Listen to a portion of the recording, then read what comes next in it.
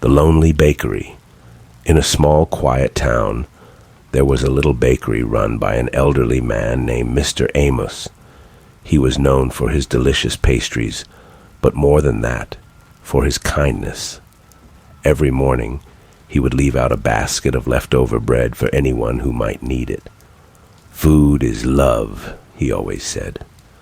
Despite his generosity, Mr. Amos was lonely. His wife had passed years ago, and his children lived far away. The bakery, though warm and bustling, felt empty at the end of the day. One chilly winter evening, as Mr. Amos was closing up shop, he noticed something strange. The basket of leftover bread was untouched, but there were tiny crumbs leading away from it. Curious, he decided to follow the trail.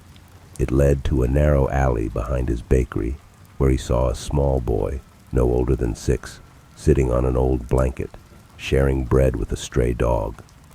Startled, the boy froze when he noticed Mr. Amos. "I'm sorry," he stammered.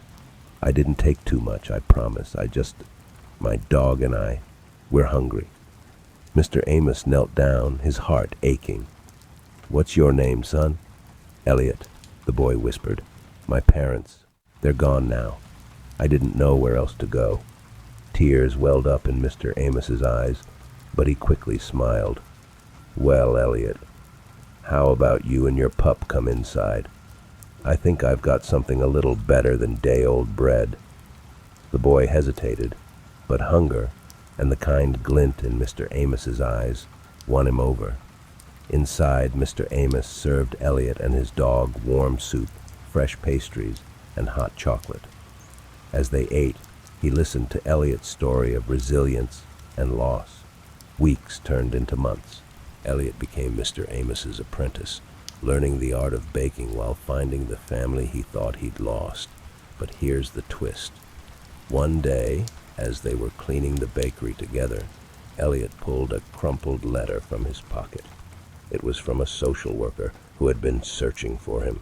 A relative had been looking for him all along.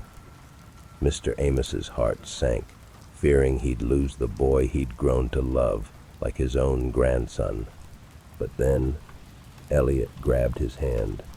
"I want to stay. Can't I have both, a family and you?" And so it was. Elliot moved in with his aunt, but every morning he returned to the bakery, helping Mr. Amos knead dough and greet customers. Together, they built a new kind of family, proving that sometimes love can be found where you least expect it, and it can grow bigger than you ever imagined.